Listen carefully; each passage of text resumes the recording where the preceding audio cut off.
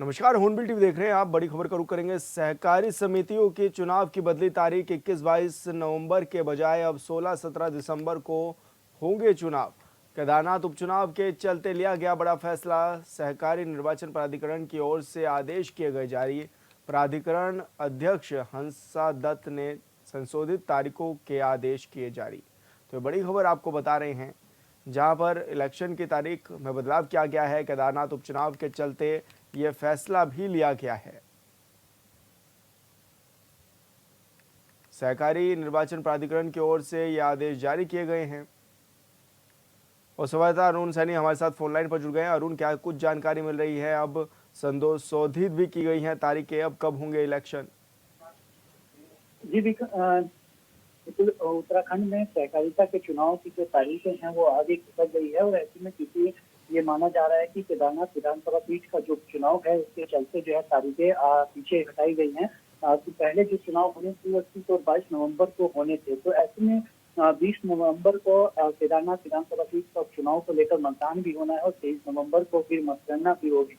तो ऐसे में इसी को देखते हुए तारीखें जो है वो आगे बढ़ाई गई है। और अब 16 और 17 दिसंबर को जो है सहकारिता के चुनाव होने संभव माने जा रहे हैं कि हो सकता है कि 16 और 17 दिसंबर को जो है वो चुनाव हो सकते हैं। और ऐसे में सहकारी निर्वाचन प्राधिकरण के अध्यक्ष हंसादत्त पांडे की ओर से संशोधित तारीखों के आदेश जारी किए गए हैं। तो इसके पीछे तर्क केदारनाथ विधानसभा सीट का चुनाव को दिया गया है। उसकी वजह से जो है तारीखें आगे बढ़ाई गई है। ऐसे में पदाधिकारियों का क्या कुछ कहना है अरुण, चुनाव की तारीखों को आगे ले जाने के लिए? ये पदाधिकारी जहाँ तक बात है तो ऐसे में अभी वो इस तरीके का कोई बयान उनका सामने नहीं आया कि चुनाव लड़ने वाले हैं या जो तैयारी कर रहे हैं। तो ऐसे में अभी इस तरीके की कोई चीज सामने नहीं आई क्योंकि तारीख अब बढ़ाई गई है। और केदारनाथ विधानसभा सीट के उपचुनाव का तर्क इसमें दिया गया है। आगे में ऐसे में वो क्या कुछ इसमें बयान सामने आते हैं, अब ऐसे में वो क्या कुछ अपनी बातें रखते हैं और इसको लेकर कितने संतुष्ट नजर आते हैं, नहीं ये अभी जो है देखने वाली बात। बिल्कुल अरुण, बहुत शुक्रिया आपका तमाम जानकारी साझा करने के लिए। राष्ट्रीय खेलों के आयोजन को लेकर धामी सरकार की तैयारियां लगातार जारी है, जिसके लिए 10 नवंबर को एक अहम बैठक भी होने वाली है। उत्तराखंड की खेल मंत्री रेखा आर्या ने कहा है कि नेशनल गेम्स के लिए गेम्स टेक्निकल कंडक्टिंग कमेटी का भी गठन किया जाना है, ताकि राष्ट्रीय खेलों के स्थानों में कोई बदलाव अगर करने की ज़रूरत पड़े तो वो समय से किया जा सके।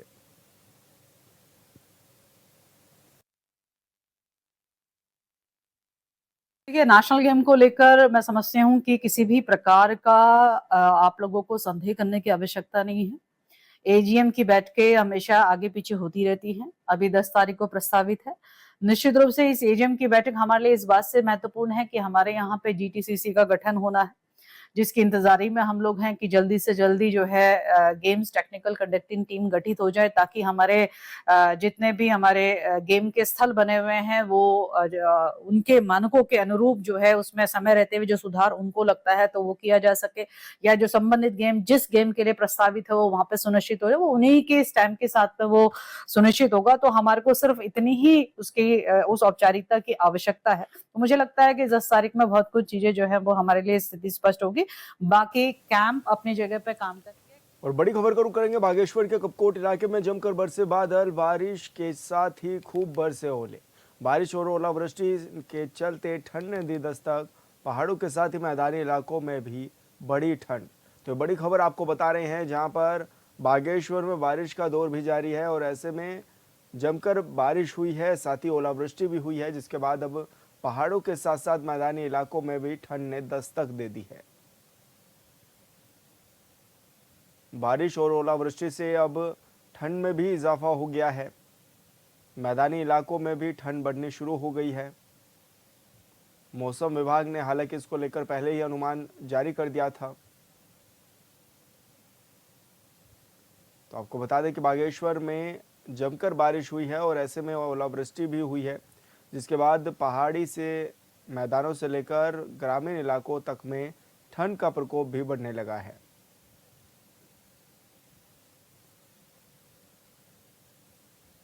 राजधानी देहरादून के कलेक्ट्रेट परिसर में देहरादून के जिलाधिकारी सवीन बंसल ने दून वासियों की समस्याओं को सुनने के लिए जनता दरबार लगाया। इस बीच जिलाधिकारी सवीन बंसल ने कहा है कि इस बार 25 शिकायतें प्राप्त हुई हैं।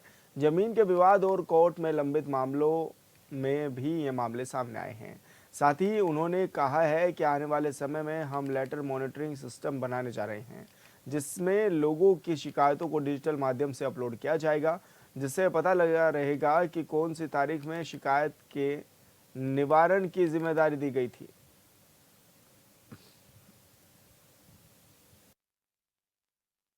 जिसमें लैंड डिस्प्यूट्स और कुछ पेंडिंग कोर्ट मैटर्स और हमारी जो जनरल सिटीजन सर्विसेज हैं उनके एक्सेस के रिगार्डिंग थी। सो उसमें सभी अधिकारियों की उपस्थिति में जो मौके पर ही निवारण कर सकते थे उनका किया गया है, और जो त्वरित जांच कमेटी बनाकर टाइम बाउंड तरीके से उनको निष्पादित करने के लिए भी निर्देशित किया गया है। कुछ में जो पिछला संदर्भ है और जो रिकॉर्ड्स हैं वो चेक करने पड़ते हैं, तो उसमें भी एक निश्चित समय अवधि के अंदर प्रस्तुत करने के निर्देश। और खबर लक्सर से है, जहां बदलते मौसम के चलते अस्पतालों में मरीजों की संख्या में लगातार इजाफा हो रहा है। दिन में गर्मी और रात में सर्दी के चलते लोगों में बुखार, खांसी, जुकाम, उल्टी जैसी बीमारियां पनप रही है। पिछले एक हफ्ते से लगातार अस्पतालों में मरीजों की संख्या में इजाफा हुआ है, जिसको लेकर स्वास्थ्य विभाग भी अलर्ट मोड पर आ गया है। स्वास्थ्य विभाग आशाओं द्वारा गांव-गांव जाकर साफ सफाई को लेकर अभियान भी चला रहा है, तो वहीं समय समय पर फॉगिंग भी कराई जा रही है।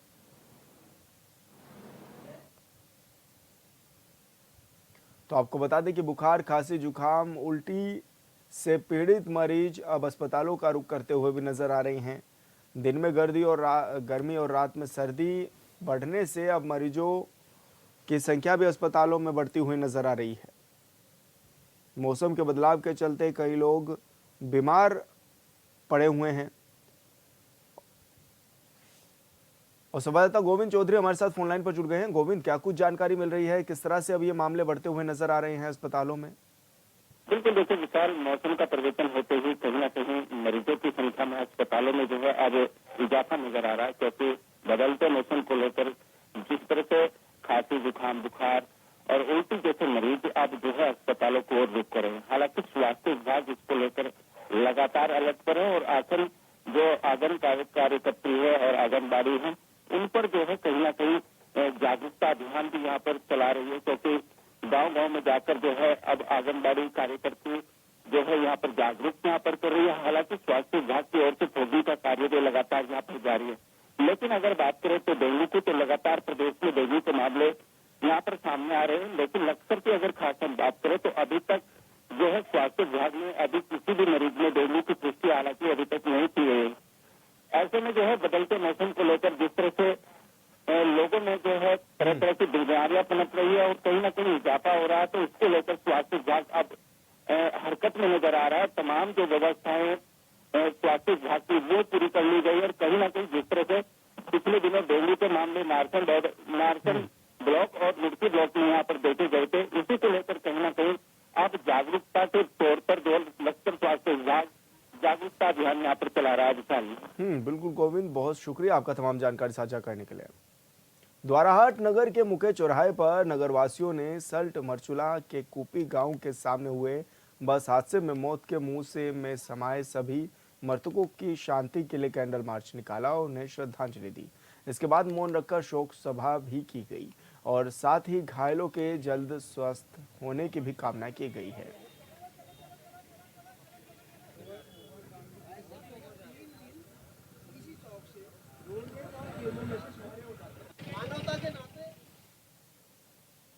हरिद्वार के कनखल स्थित जमालपुर कला में एक शख्स ने अपनी पत्नी को मौत के घाट उतार दिया है। अन्य व्यक्ति से संबंध होने के शक में आरोपी ने पत्नी की धारदार हथियार से हमला कर हत्या कर दी।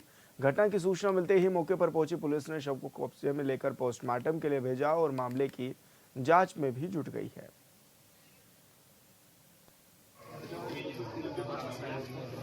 कनखल क्षेत्र से सूचना मिली थी कि एक महिला की उसके घर पे उसकी डेड बॉडी पड़ी हुई है। तो सूचना पर तुरंत कनखल की टीम यहाँ पर पहुंची और ये पता चला कि एक महिला की अंदर डेड बॉडी है और आसपास के पड़ोसी से पूछताछ में पता चला कि संभवतः उसी के पति, उनकी काफ़ी लड़ाइयाँ चलती रहती थी। तो इसकी बहुत बड़ी संभावना है कि पति ने ही अपनी बीवी का कत्ल किया और वो यहाँ से दिन में ही फरार हो गया। किस चीज़ से हत्या की? हत्या शार्प वुंड्स दिख रहे हैं, बड़े वुंड्स हैं। बाकी हत्या का वेपन ढूंढने का प्रयास किया जा रहा है। किसी बड़े ऑब्जेक्ट से ही हत्या। उत्तरकाशी जिले की गंगोत्री घाटी के थराली से श्रीकंठ ट्रैक रूट पर लापता हुए सुमित पवार आखिरकार सुरक्षित बेस कैंप में लौट गए हैं। गौरतलब है कि 2 नवंबर को स्थानीय निवासियों का एक दल 5 सदस्यीय दल थराली से झीडा बुग्याल के लिए रवाना हुआ था। इस दल में शामिल सुमित पवार उत्तरकाशी बेस कैंप के आसपास झाड़ियों में फंस गए थे, जो कि अब सुरक्षित वापस लौट आए हैं। गाइड की मदद से पीक देखने गए थे ना, उस टाइम पे उधर मतलब कुछ इधर से आ रहे थे तो कुछ इधर जा रहे थे। मैं इधर से गया थोड़ा, मतलब आपने दूसरा रास्ता तैयार कर लिया आपने? हाँ नहीं जाना वहीं पे था। हाँ। पर तब तक ले कोहरा भी आ गया हाँ। और अंधेरा भी होने लग गया था। हाँ। तो कोहरे के चक्कर से मैं थोड़ा इधर निकल गया, ये शायद इधर निकल गए होंगे। तब ऐसी में मैंने सोचा अधर रास्ते से आता हूँ, तब तक ले वही हो गया, कोहरा हो गया और अंधेरा हो गया, रास्ता मिला ही फिर कहाँ नहीं। रहे आप? फिर मैं उधर चले गया श्रीकंठ के आगे से, उधर से भी था ना रास्ता। हाँ। इधर से मिल नहीं रहा था रास्ता, तो मैंने उधर ही से गया। अच्छा, तो वहीं रुका था तो रात भर वही रहे? मतलब 12 बजे तक चलता रहा मैं, पर मिला नहीं उसके बाद तक रास्ता। ना तो फिर आपने कोई आवाज, कोई मोबाइल कुछ संपर्क नहीं? इसमें नेटवर्क ही नहीं था ना, कोशिश की मैंने। अच्छा। इमरजेंसी कॉल की। उत्तराखंड के 4 धामों में से 2 धाम उत्तरकाशी जनपद में है और दोनों धाम यानी कि गंगोत्री और यमुनोत्री धाम के कपाट बंद हो गए हैं। लेकिन अब कारोबारियों ने ऑल वेदर रोड निर्माण कार्य भी तेज करने की मांग की है, क्योंकि इस बार यात्रियों को खासा परेशानियों का भी सामना करना पड़ा। इसलिए अगले साल के लिए अभी से स्थानीयों ने मांग भी तेज कर दी है। इस रिपोर्ट में देखिए।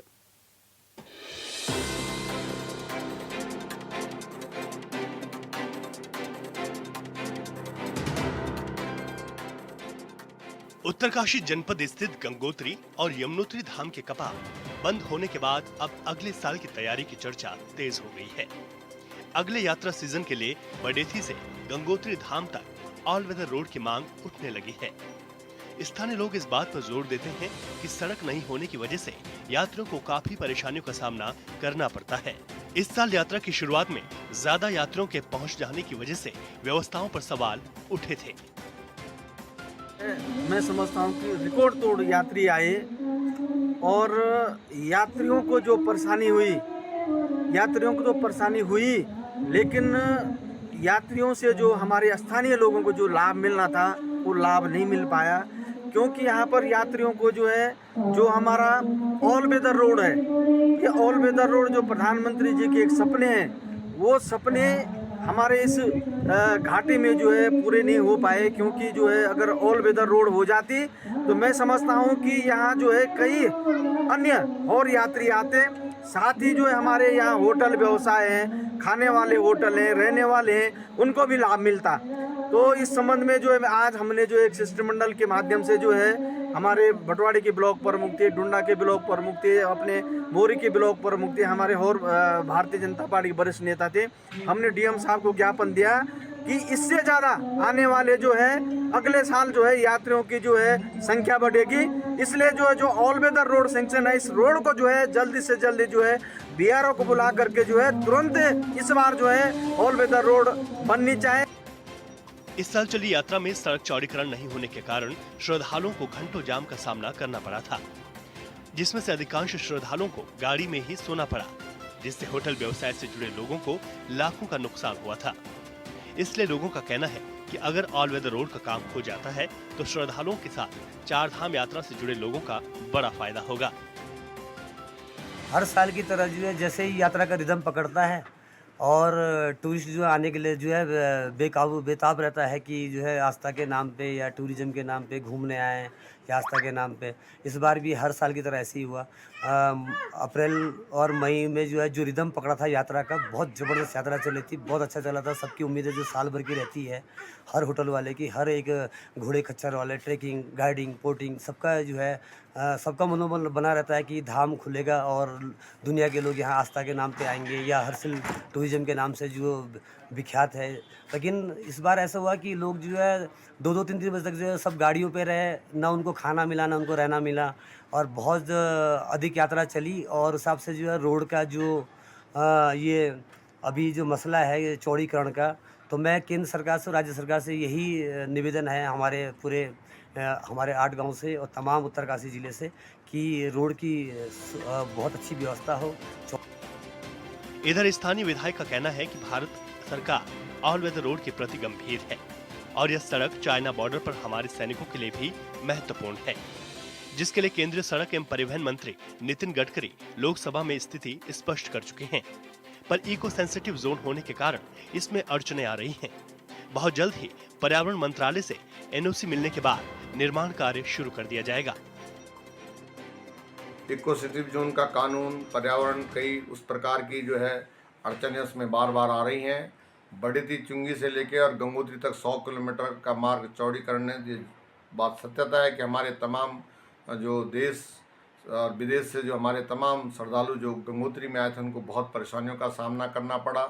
और ये सड़क बहुत महत्वपूर्ण है, जहाँ हमारे बॉर्डर को ये सड़क जोड़ती है, वहीं दूसरी तरफ हमारी ये सड़क आस्था के केंद्र को जोड़ती है, तीसरी तरफ हमारी आजीविका से ये सड़क से जुड़ी हुई है।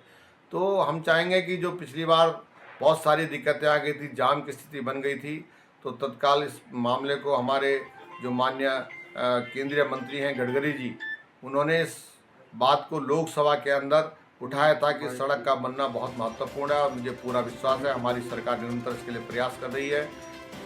दरअसल उत्तराखंड के चारों धामों को कनेक्ट करने के लिए भारत सरकार की मदद से हजारों करोड़ रुपए खर्च कर ऑल वेदर रोड का निर्माण किया जा रहा है, लेकिन कुछ इलाके ऐसे हैं जो सेंसिटिव जोन में आते हैं, लिहाजा पर्यावरण मंत्रालय से एनओसी लेनी पड़ती है। उत्तरकाशी के बड़ेथी से गंगोत्री धाम तक का निर्माण कार्य भी एनओसी नहीं मिलने की वजह से रुका हुआ है। Bureau report, hornbill TV. सीमांत जनपद उत्तरकाशी अपने आप में एक अलग पहचान रखता है, लेकिन आज भी लोग कहते हैं कि बेहतर शिक्षा के अभाव में लोग यहां से पलायन करने को मजबूर हैं। और इन सब के बीच मंजीरा देवी शिक्षण संस्थान की वजह से स्थानीय लोग, कुछ लोग मानते हैं कि पलायन कुछ हद तक रुका है।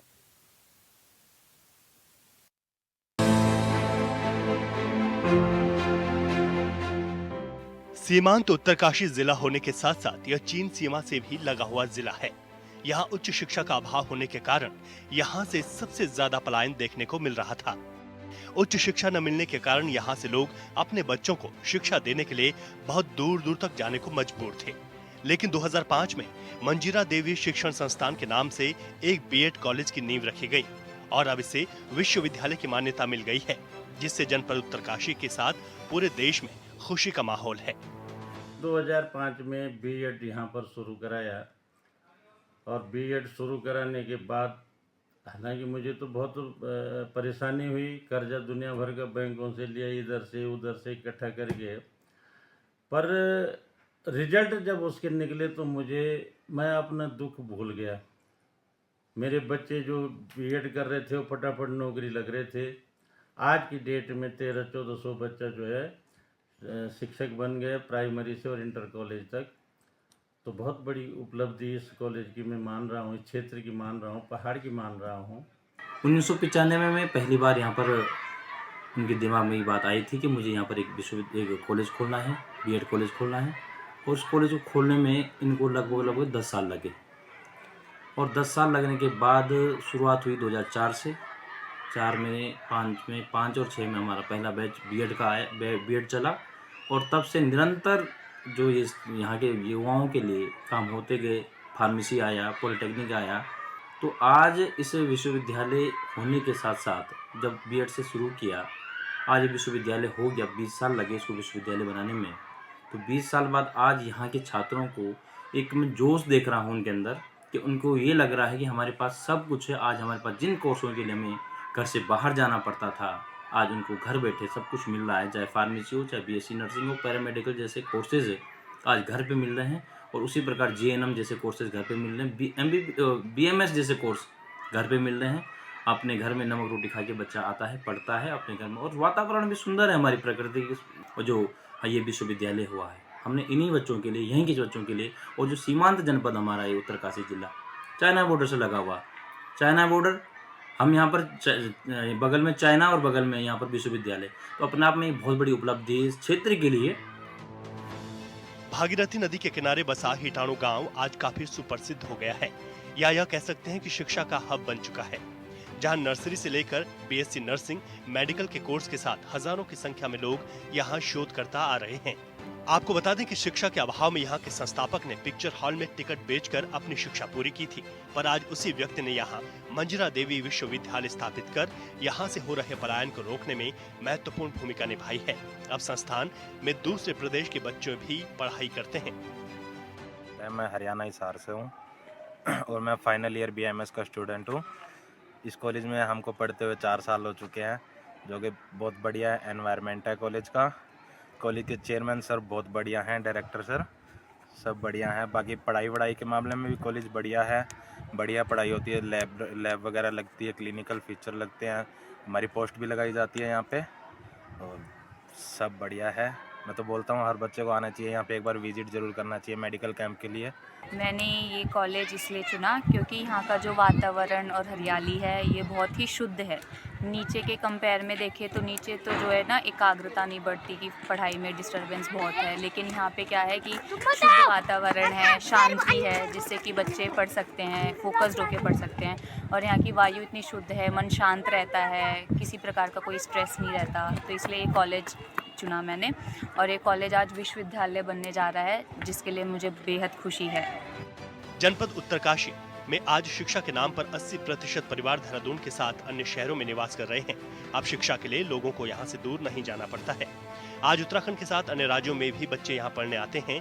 चाइना बॉर्डर पर खुले इस विश्वविद्यालय के खुलने से अब तक क्षेत्र के हजारों युवाओं को रोजगार के साथ बंजर पड़ी खेती को फिर से हरियाली बनाने में सहयोग मिल रहा है। मैं बिहार से हूँ और मैंने दूसरी बार नीट दिया था, तब मेरे को जाकर ऑल इंडिया काउंसलिंग के थ्रू मुझे ये कॉलेज मिला। और ऐसा नहीं कि मेरे पास और ऑप्शन नहीं थे, बट यहाँ का वातावरण देखकर और यहाँ की वादियाँ देखकर मैंने ये कॉलेज चुना। और साथ ही साथ मेरे को बहुत खुशी है कि अब ये मंजरा देवी यूनिवर्सिटी बन रही है, बाहर के और बच्चे आएंगे। इतने सारे बच्चे हैं यहाँ पर, महाराष्ट्र से, गुजरात से, राजस्थान से, बंगाल से।